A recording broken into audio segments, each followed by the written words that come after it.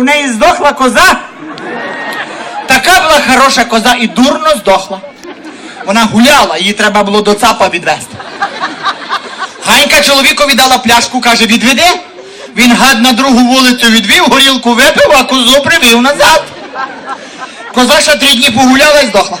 Ганька привела ветеринара, той подивився, каже, жіночка, на вам що перший раз ваша коза перегоріла? Ех, як Ганька це вчула, чоловік на силу спасся. Виліз на горище, ще й драбину витягнув, а вона стоїть з долини і каже, Петре! Не дай Бог ти мені звідти злізеш, я тебе за козу заб'ю. На другий день знову прийшла. Петре, ти там? Тут я.